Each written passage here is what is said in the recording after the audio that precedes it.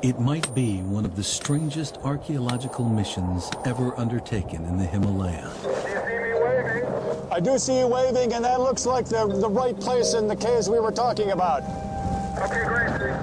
A team of climbers and scientists is rappelling into caves no one has entered for centuries. Basically, if you come straight down about 10 meters is where the first set of caves are. Dr. Mark Aldendorfer is an archaeologist searching for the ancient dead. Here come the rocks, watch out. Mark is on a quest to find the remains of the earliest people to have come to the Himalaya. They left no written words, just caves carved high into the walls of cliffs and their mummified bodies. Mark isn't a climber, so he has to rely on experts to access the extreme burials. Hey, Mark, you copy? I copy, Matt. We have bones. Well, very nice. What kind? Part of a vertebra, a scapula. And it looks like the sacrum lower back. Excellent, very good. Keep us posted. Searching here for ancient bones means they're humbled by wind, altitude, and climbing conditions that threaten their lives. Watch the children. Now, climb into the past and ask why the ancient people buried their dead in cliff caves, and confront an unnerving link between the living and the dead. Dada, what are zombies? In the search for answers, will evidence of a surprising death ritual reveal the identity of the first cave people of the Himalaya? Good God, that's a cut mark. Why are they doing this?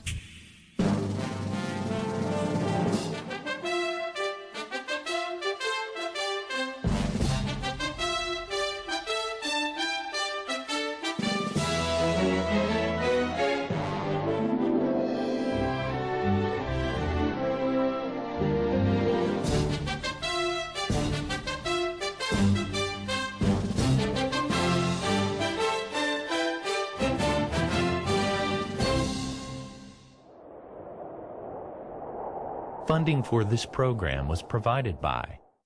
Explore new worlds and new ideas through programs like this. Made available for everyone through contributions to your PBS station from viewers like you. Thank you.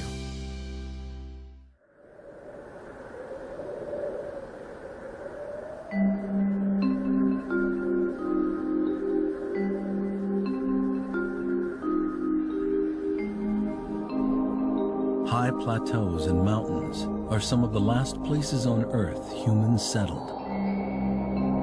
The rarefied air wreaks havoc on people and the land.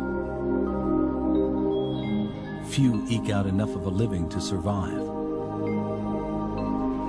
What if we could catch a momentary glimpse into the past and see who first settled here? Look into the faces of the cave people of the Himalaya. By exploring how they buried their dead, could we figure out who they were and why they came here? The real issue is trying to understand when people came, where they came from, how they got here. All of these kinds of anthropological questions about human migration, movement across landscapes, especially in a landscape like this, which is really difficult. Archaeologist Mark Aldendorfer has spent the past 5 years trying to connect the bizarre burial rituals he's found in the caves with different human migrations here. What we've been able to do in these field seasons is to really begin to get a sense of the different directions from which people came and occupied the Kaligandaki Valley over the course of the last 3,000 years or so. The expedition takes place in Nepal, in an ancient kingdom called Mustang. Here, the Kaligandaki River carved a migration route through the Himalaya, connecting China and Tibet with India. Mark believes Mustang was once a crossroads and suspects this river corridor was an important artery linked to the famous east-west trade route, the Silk Road. But he needs evidence to confirm this. Mark hopes to build on a major find uncovered 20 years ago in Mustang by a team of German and Nepali archaeologists. they found a cave tomb called Mebrak. The Mebrak people carved out caves for their dead and placed the corpses in wooden crypts. Ankles were bound with fabric, bodies flexed in a fetal position. The dead were intentionally layered over time, as if in bunk beds. Funerary pots and sacrificed domestic animals were placed nearby. The mummified remains were dated to between 400 BC and 50 AD. Where did these people come from? And were they the first to settle here? The answer is hidden within more cave tombs, where Mark hopes to compare new finds with the death rituals of the Mebrak burials.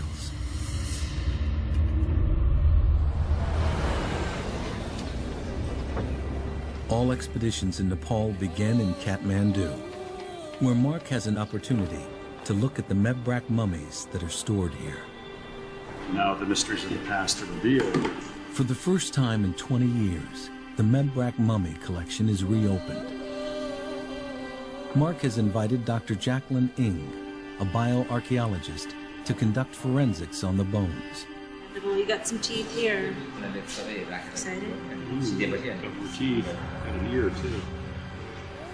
What they cut for sampling? Oh, yeah, they did do some sampling. The German team took DNA samples from the bones in hopes of determining who the Mebrak people were. But the results were inconclusive. Mark will resample using the more reliable teeth. Major overbite. Good samples will also give Mark a genetic baseline to compare with other burials he hopes to find. This is just extraordinary. It's still articulated. Collagen is still somewhat intact. Look at the nails. You really don't find things like this very often in the archaeological record. You have to be very fortunate. I mean, there's just nothing quite like having this quality of remains. It's an amazing collection. It really is something. Mark believes this collection of naturally mummified corpses is one among many others still buried up in Mustang. In all, 42 individuals were exhumed from the site, and 3 were children under the age of 6. This one was a neonate, less than 6 months old.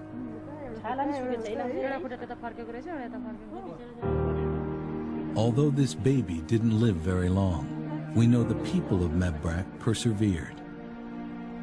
Carbon dating reveals the burials span a period of 450 years, suggesting this culture had adapted well to their high, dry environment.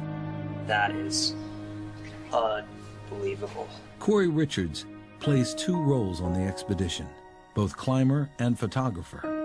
He's helping document all cave artifacts and will photograph the story for National Geographic magazine. This is the tooth I want. They're really hard to get out. Yes.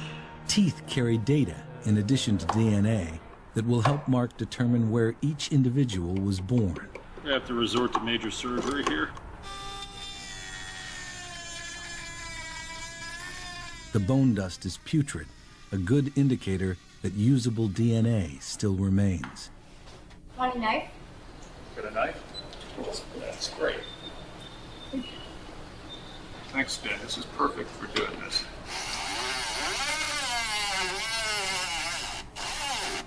You were cutting the tooth, Yeah, right? I know, but I had to do it to get it out in this case. Yeah, I did. So that's RM2. Mark's objective: find more burials, especially teeth. They're up there, buried somewhere, deep in the caves of Mustang.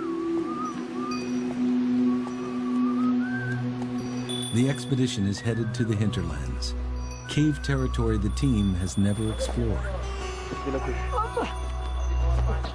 Porters will carry 65-pound loads, while pack horses take on double. The loads are a mix of climbing gear, camping equipment, food, and film cases.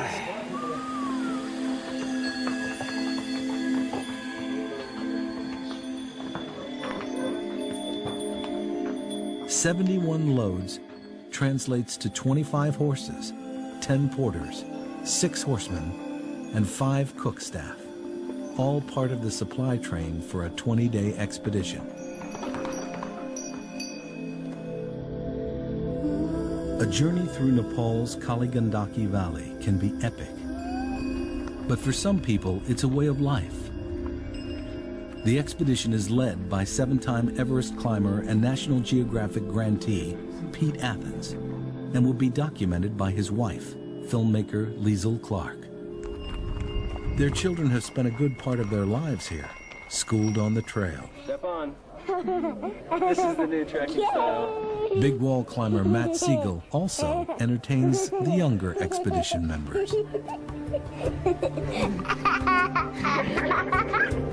From an airstrip at 8,000 feet, the team has journeyed north up the Kali Gandaki River. En route, they'll pass some 50 cave systems they've explored on previous expeditions. Destination? The northernmost village of Mustang, called Samzong, at 14,000 feet. Jackie. Just before reaching the village, 7-year-old Finn finds bones scattered along the river. Definitely not human. Yeah, cat. Yeah, it's a right cow femur. Sharp eye, those kids of yours. Next comes a clue that they've come to the right place. Finn found this humerus of a human. You can see it's a proximal humerus on the right. Don't know what context this comes from. Maybe washed down from somewhere. They're told they're the first foreigners to camp in the village. Most of the men are away, treating their goats at the border with Tibet. The team is given permission to explore a set of shallow caves just above where Finn found the human arm bone. Jackie and Mark's Nepali counterpart, archaeologist Mohan Singh Lama, find several bones just below the caves. These bones are inside the caves. Later, when the caves collapsed, all these antiquities or bones came down in the reach of the river. This is the fibula, which is the side bone, right rib.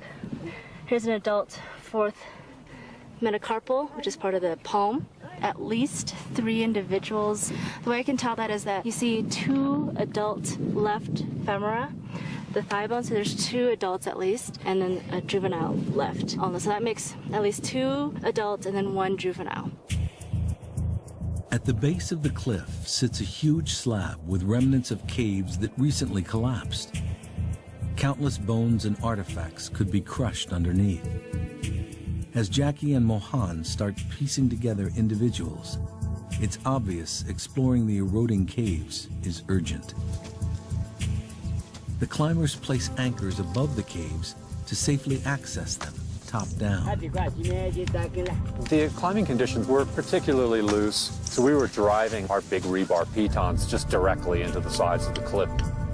We set them up really far apart because we're never really sure if a whole block 50 feet tall isn't just going to collapse and roll over the cliff face. With the remains of 3 individuals recovered below, the hope is that there's still something left of what could be a burial tomb. I have 1 human skull. At least 1 skull is still lodged above. The team's permit doesn't allow for traditional excavation. They're conducting what's called rescue archaeology, recovering only what's on the surface.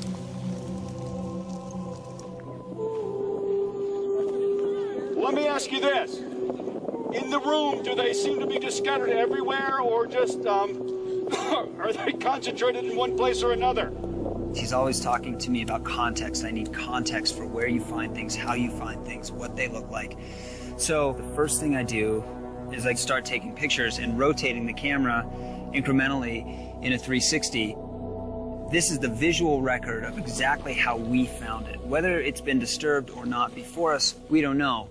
But this is how we found it. We've wrapped into 2 chambers that are connected that have what appear to be human remains, animal as well, and some wood remains. The wood is the first significant link to the mummy caves of Mebrak. It could have been used for similar style burial bunk beds. In Mebrak, hand-hewn wooden boxes were fashioned as coffins. The wood here suggests that the Samzong people may have followed the same tradition. Corey, can you do a rough and ready sketch map of where you see things? What we've done effectively is to divide this whole crypt here into 3 separate parts. What we want to do is to quickly draw, label, and then number, and then get them down to the scientists. But most importantly, if we don't capture the context, we lose a lot of information. Keep your eyes open for the bunk beds that they were hanging out on. Another clue emerges that seems to link the Samzong to the Mebrak people. Domestic animals were sacrificed to accompany the humans in the afterlife. 4 animals' skulls and 1 human skull. It's just very, very disorganized up here. Like piles of bones and material all over the place. It's just been kind of imploding on itself.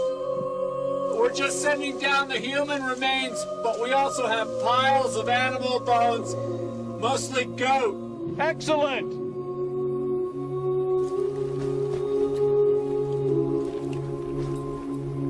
A 200-foot descent to the world of the living below.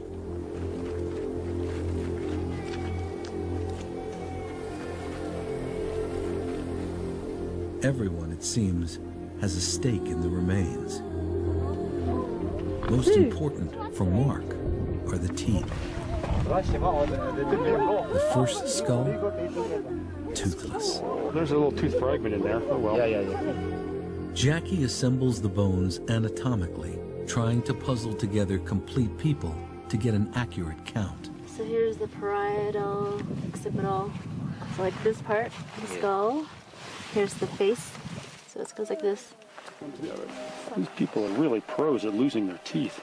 There's just no teeth left whatsoever, but the bone has all been reabsorbed and it's all closed again. All those teeth on top are gone. Oh boy. Gummy. Yep, gummy. Where's my DNA? So at least 3 individuals, right? So we've got at least 2 different adults based on the duplicates of the scapula, duplicates of the pelvis, and then 1 juvenile. So at least 3 individuals within this hall. The bones, for Jackie, are like reading the personal diaries of the deceased. They're basically the only physical evidence of these people. They're recording the history of these peoples in terms of the diseases they survived, the fractures that they might have had earlier in life, the types of food they were eating. Everything that they experienced in life kind of gets recorded onto their skeletal structure because it's trying to adapt to that particular time in history. Finally, for Mark, the promise of viable DNA. Oh, more teeth. Okay, score. I'm very happy to see that there's a tooth in this individual. Hasn't lost all of his teeth yet. The best part of it all, and the most exciting part, is that yes, the cave tombs had human remains, and yes, they have the right kind of material for us to extract the DNA, human teeth. And so this is an integral part of the project that we're trying to develop here. By getting those teeth, it's going to really begin to help us understand who these people are and where they came from and when that all happened. Archaeologists also look for exceptional stories written onto bones. The skull is intact except there's a large piece missing, and you've got these fractures coming away from that spot. It's quite curious. It looks like it could be a bash and then radiating fracture. That's kind of what I was thinking, is that the person might have been hit in the head with something very hard. Yes. Yeah, it's possible. Bone fractures could be evidence of violence in the culture, or confirmation that because of rockfall, this is a perilous place to live.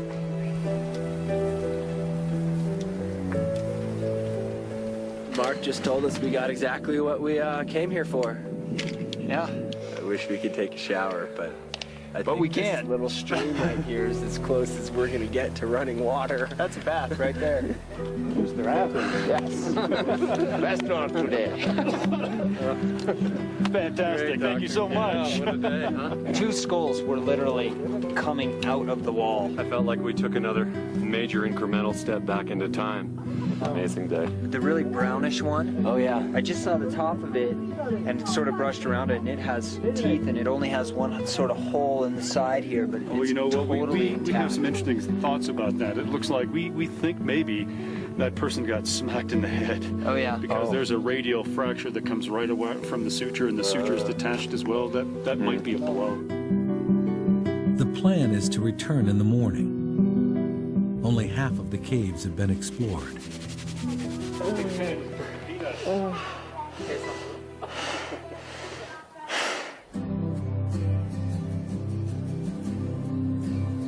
Jackie needs a large field lab to lay out the Samsung bones in discrete piles according to which cave they came from. I'm just setting them up in this dome tent with gaffer tape separating the different piles that we collected. Then so that within each wedge of the pie, I'll try to determine the number of individuals within each. Once I've got it established, I can begin basic demographic information, age, sex, then later even more in-depth data that can tell us about the health of the people living there.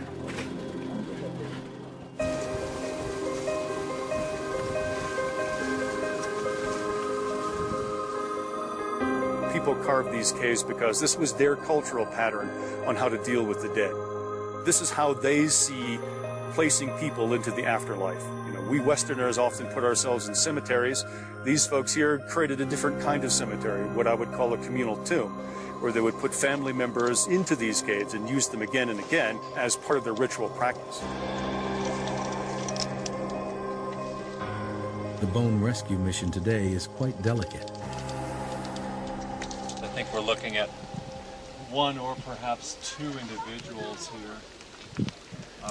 Definitely some animal bones accompanying.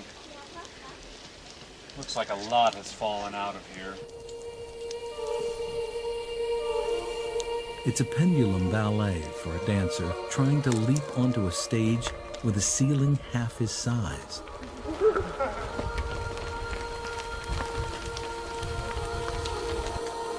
Whether by looting or erosion, the material culture is long gone from this cave. Burial artifacts like jewelry and pottery that would have accompanied the dead into the afterlife.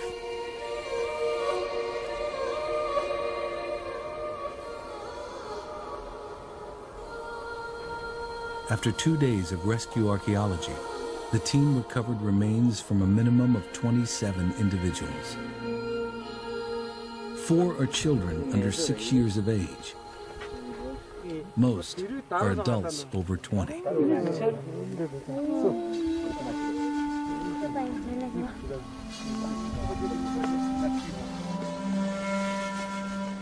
We found 8 or so individuals in the very shallow cave. I can't even say they would have lasted this monsoon. I don't know if they, after a month or 2 in a heavy rainstorm, wouldn't have washed into the river. Here's the one in the skull that's been grinning at us all this time. A lot of these have that fracture in there. I wonder if that's just, you know, something had fallen on them when the cave collapsed. Jackie found that 3 out of the 12 crania recovered had fractures. Walk through the village. Each had suffered blunt force trauma that healed in life. 2 out of the 3 were women.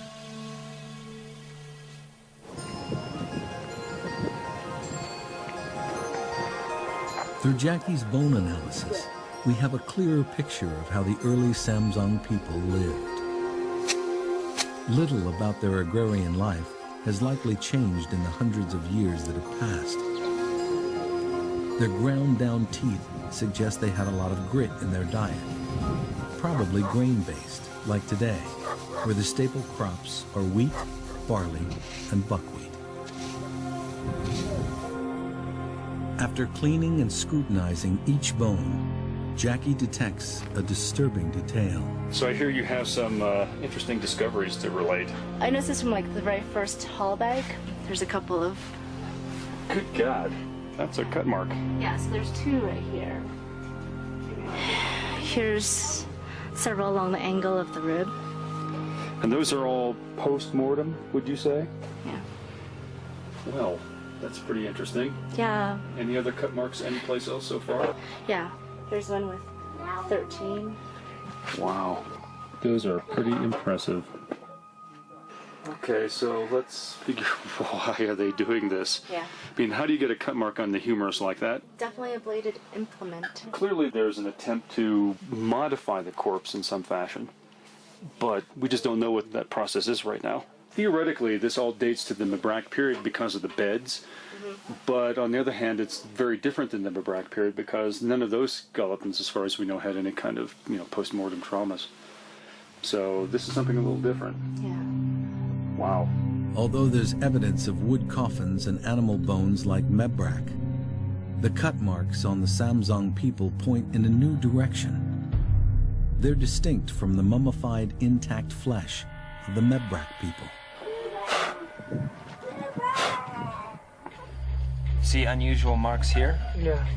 They're just very small. Yeah. Cut marks, sometimes that happens in secondary burial ritual practices. Once someone's died, they might leave the burials alone for a while and then process them, which includes some cutting later.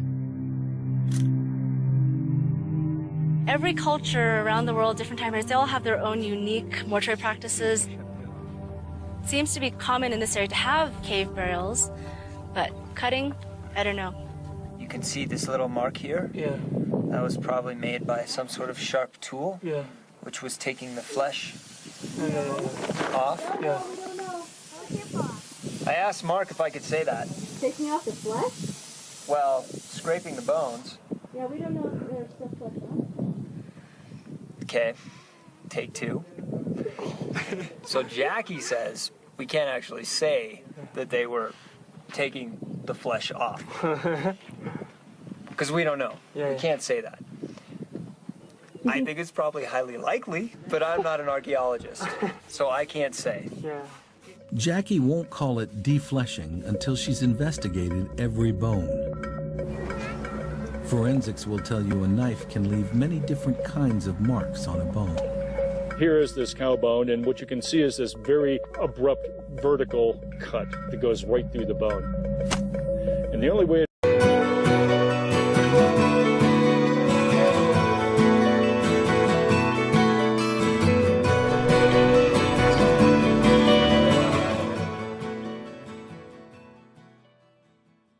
in which you can make this cut is with a heavy cleaving instrument like an axe. Here's another cow bone, and these cuts are made by a knife that's cutting through the flesh, and it happens to encounter the bone. The effort here is simply to cut meat off of bone, and when you do that, sometimes the knife goes through, hits the bone, and then leaves a scar. That's the kind of cut marks we see at Samzong. They've stumbled upon a culture no one knows anything about. And Jackie finds that 63% of Samzong's bones have cut marks that clearly indicate defleshing. This practice has never been documented in the Himalaya. It may be linked to the origins of the funerary ritual called sky burial. This death ritual is still widely practiced in Tibet and Mustang today. An offering of one's bones and flesh to sustain the web of life. Vultures are believed to be sacred dakinis, or angels that carry the soul to the heavens. When human populations migrate, they take their mortuary practices with them. Mark thinks the Samzong people were among the first to perform an earlier version of sky burial. But today, the practice has evolved further. Members of the community carry out the ritual on a high hill. The remains of the deceased are dismembered, their bones partly defleshed, crushed into pieces small enough to be carried off by vultures. The earliest recorded account of sky burial is from the 8th century.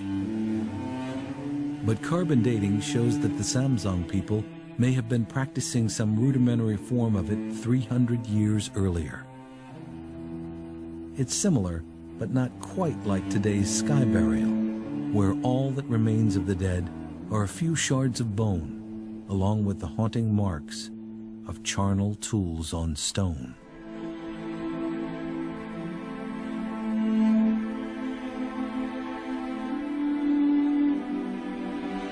A lama from Samsung sees an opportunity. The local lama was asking for a skull in order to use for tantric rituals. For hundreds of years, Buddhists have used human bones in rituals surrounding death.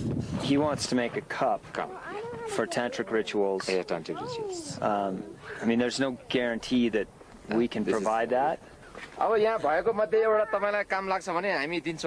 Does he have a skull he's currently using? He lent somebody the house and use. Okay.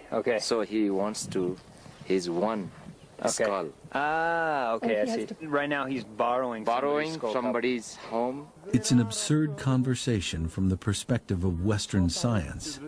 But for a local Buddhist lama, a human skull that is already defleshed has a use. From an archaeology standpoint, that's horrifically inappropriate. My opinion is that I would prefer not to do this. But since this is not my country, I have relatively little standing in making this happen. From a scientific standpoint, it's a bad idea. He cuts the top off the skull and uses that as the cup, right? Yeah. In Mustang, skull cups are used in many rituals. Some are adorned with metal and precious stone. This one is sanctified with butter.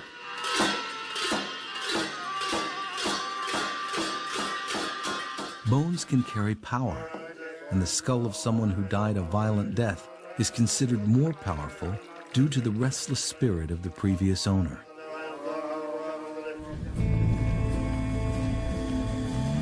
Pete, who is Buddhist and also teaching his children about the religion, wants to learn more about defleshing of bones. He seeks out a tulku, a reincarnated holy man whom the people believe has otherworldly powers. The tulku uses human bones in ritual. He may know of past rites involving defleshing. The practice is performed today on human thigh bones. They're used in a ritual called chud to settle a wandering spirit, or as the locals call it, a zombie. As I mentioned it before, like about zombies, there used to be zombies. Zombies, yes. He's saying that's why there's this squat mark, because they were Dada. cutting all the joints into different... Yeah, What are zombies? They're like restless spirits that haven't been reincarnated. They're like in a place called purgatory, where they haven't been reincarnated into another life form. Oh, where do they live? They just live amongst us. Like But you'd in never see them. Skompa? Yeah. Not so much in the Skompa, but they just live amongst us. We'd never see them because they don't have a body. And the purpose of the chud is the offering of one's body with compassion to these restless spirits. Chud ritual uses a horn made from a human thigh bone. Often performed before a sky burial, chud ritual is a metaphysical offering of a lama's flesh to the unsettled spirits of someone who has died suddenly. The practice brings the demons under control.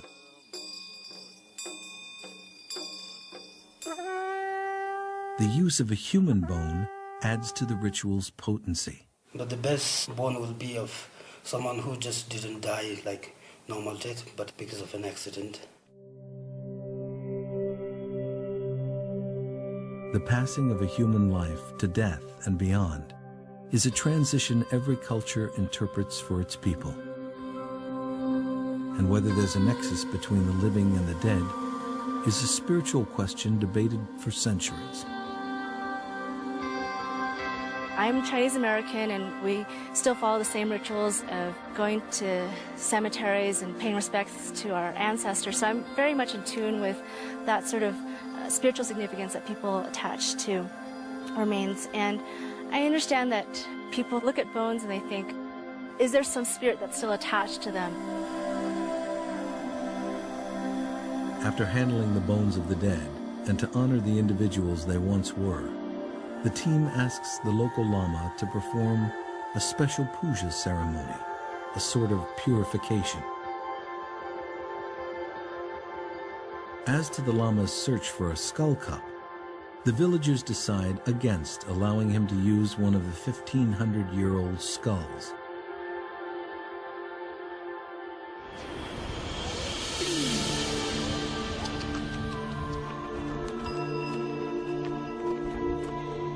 There's just enough time left this year to explore one more cave down valley. A new motor road along the ancient trade route cuts travel time in half.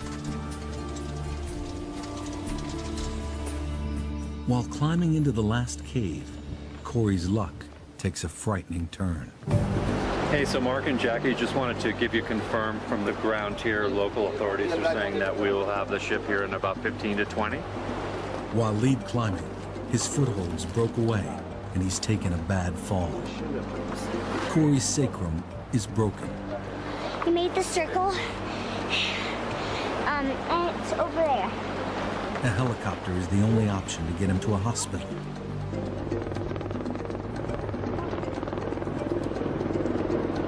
Local police give clearance for the landing. Passport number. Passport number? It's over there. Pete has given an injection for the pain. The situation suddenly gets worse. The helicopter hits a power line. Live wires could be caught in the road. Out of the way. They have to find a place to step over the wires without getting electrocuted. The ordeal. Seriously injured climber. River water. Electrical wires. Watch the children. No touching wire. Even donkeys carrying fuel.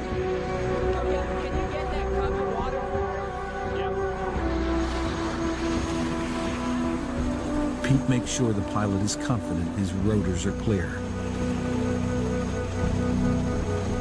Just 6 weeks later, this very talented Nepali pilot died in a crash while rescuing a Japanese climber from the mountains. Back in Kathmandu with Corey at the hospital, Mark can double-check the Mebrak mummies to make sure there are no cut marks on their bones. Well, let's see what we have in here. We have 2 arm bones from an individual 7. So let's see what they look like. Ooh, young person. Problem is there's still flesh on these, so it'll be hard to really see. What do you think? Vessel. Vessel. This person's under 12. So I'm not seeing a whole lot of cut marks on these people. This looks like a rodent gnaw mark. Yeah. These people are different. The ones from Samsung have lots of cut marks that are quite apparent, and these don't. So it's a different kind of mortuary practice that's taking place here. The mystery deepens. Based on their mortuary practices, the mysterious Mebrak and Zamzong people are distinct from each other. Mark is beginning to piece together a continuum of early death rituals. 1,600 years ago, in 400 AD, the Samzong people are stripping their dead of flesh and placing them on wooden structures in cave tombs. 800 years before that, the Mebrak people are also burying their dead on wooden bunk bed style cave graves, though their dead are fully fleshed. Other evidence emerges that suggests an even earlier people came here. Ceramics found in Mustang date from nearly 1,000 years before Mebrak. When he returns for a final year's research, Mark's hope is to find the earliest people's bones.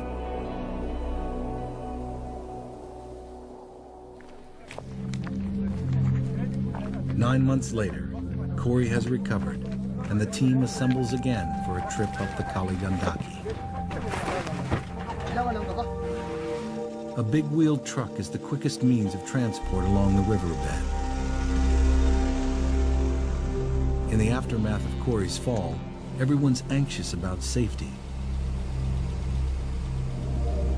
But this is a window of opportunity they have to take.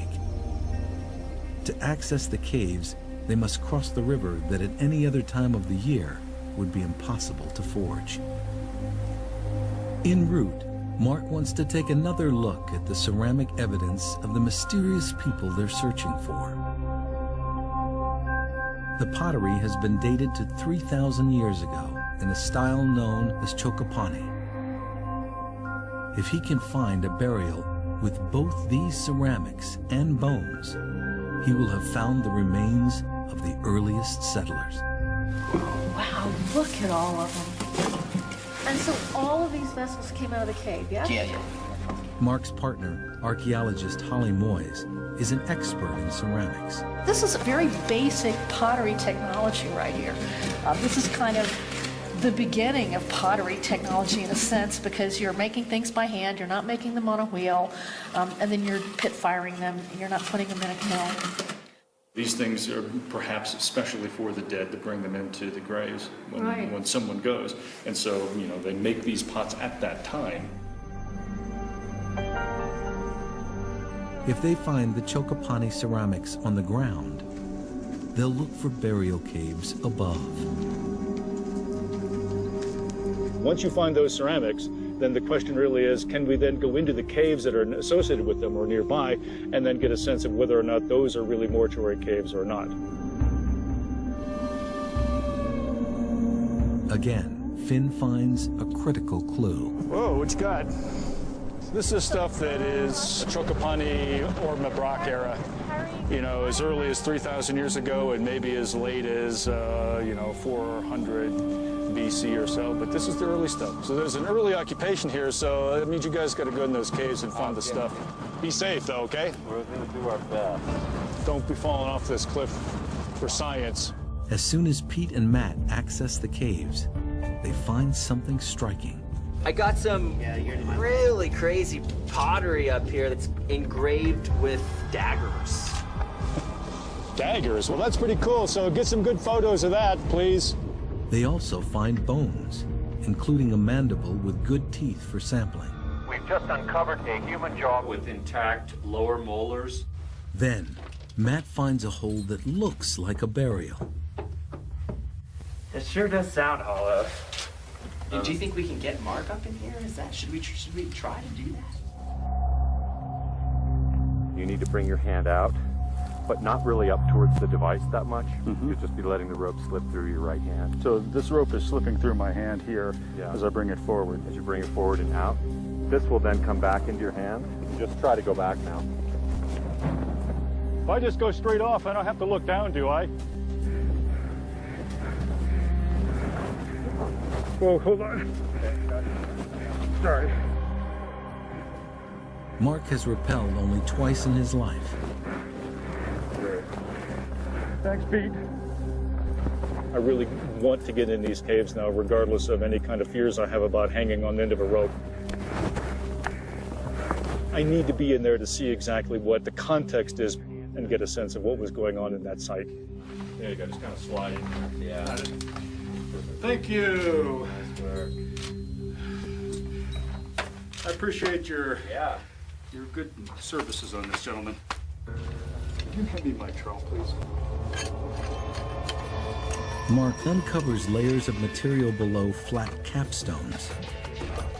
The stones, now jumbled, covered over successive layers of what appears to be a burial, called a pit tomb. It looks like a vertical shaft with a corpse at the bottom, then progressively layered with sticks, stones, and humans. Mark thinks there are more layers and bodies below. Mark has bones, but he doesn't have ceramics, and it looks like looters have plundered the burial.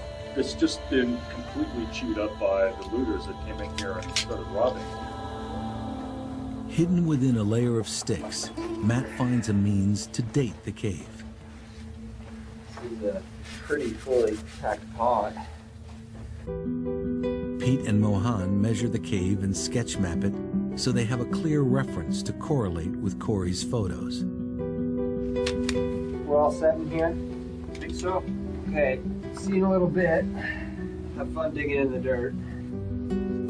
The bones from this cave, called Riri by the locals, tell us there are at least 5 individuals buried here.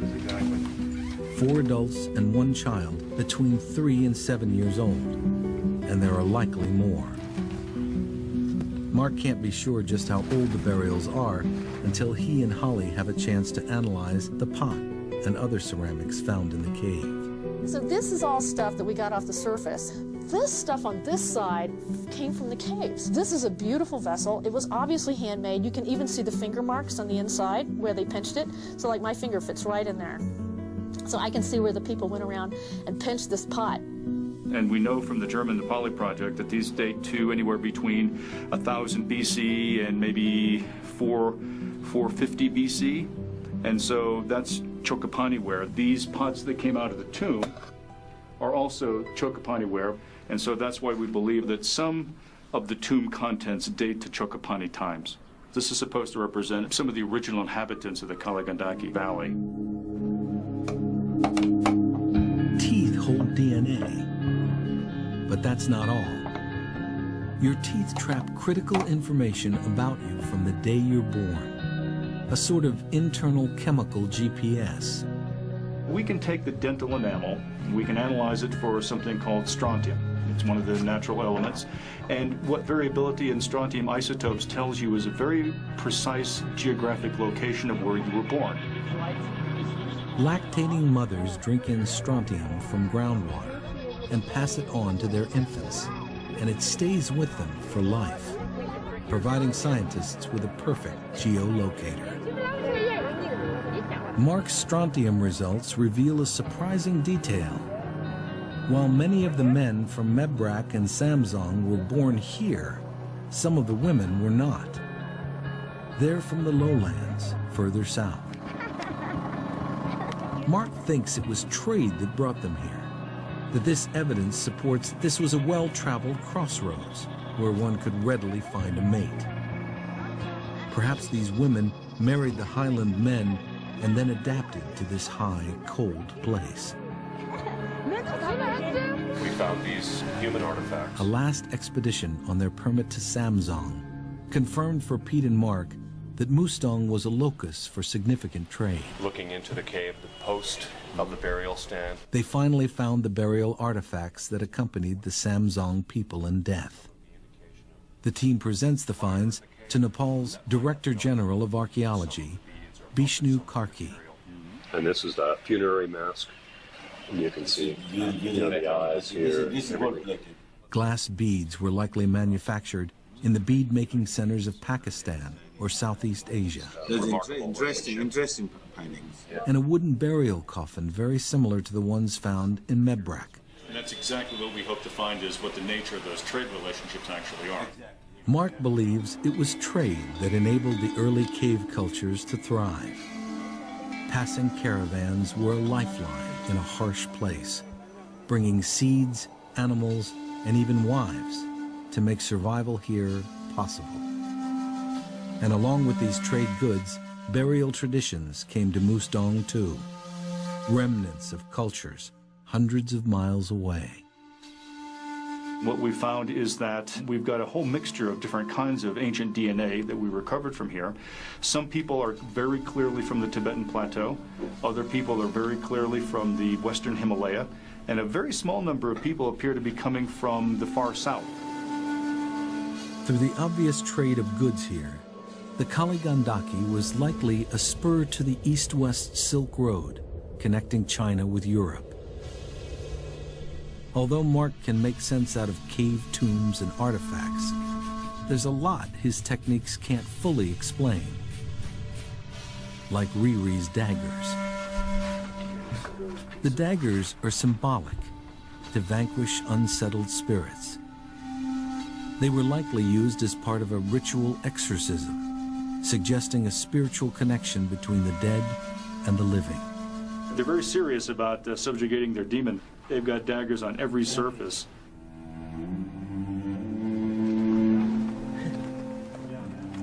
There's always one last cave. This one's the same cave system where Corey fell last year. There's 18 windows, and they're believed to be sacred texts in the caves. Whether that's true or not, we don't know. The team is given permission by the nearby villages to explore them once and for all. That's fine. I trust that. Pete will belay as Matt leads the climb. It's not that solid. Yeah, there's still going to be some mud.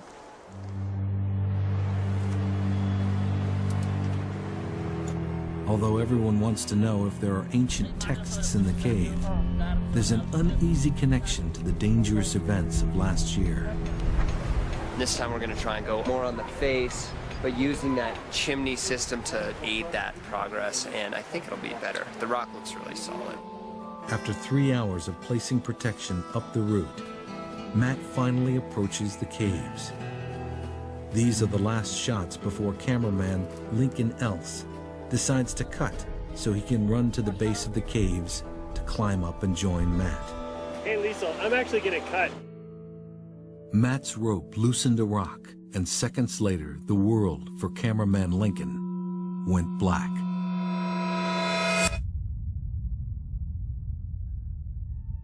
Pete and Corey held Lincoln in his agony, gloves holding the large crack to his head.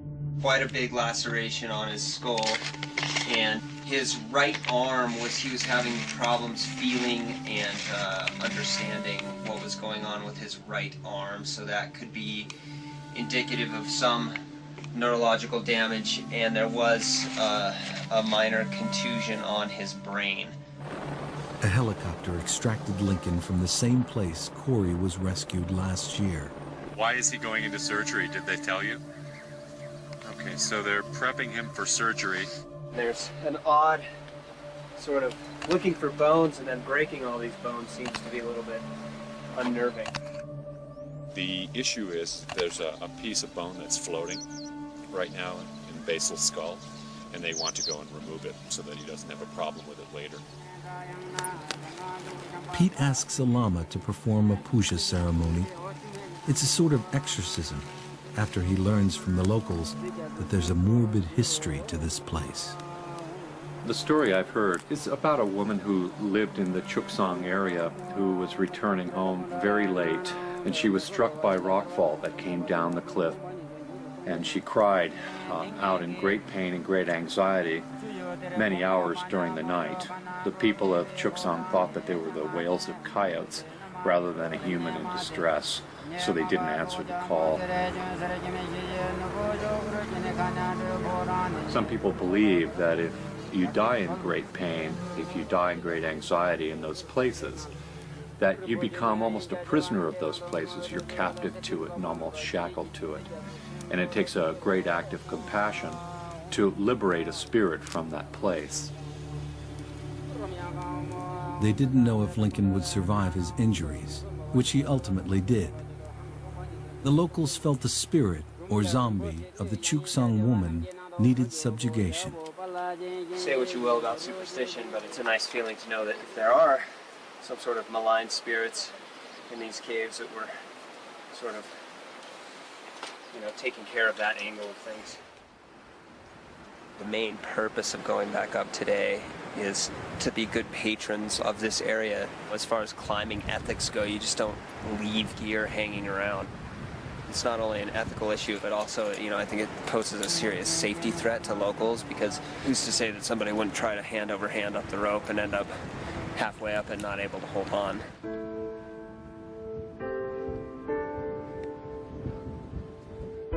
The caves were perfectly empty. Most likely meditation cells used by Buddhist monks, searching for an end to suffering in life and death. Cultures have lived and died here for thousands of years, and each has divined its own rituals for the living, left behind to make sense of a brush with death.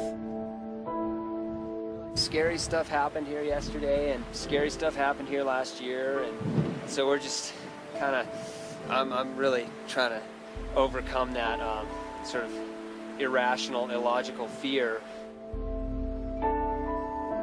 The team will come back, but not without pause for reflection on what they've learned about not only the first people who came here, but those who remain, the unique burials of their dead, and their rituals surrounding the fragile relationship that exists between the living and the dead.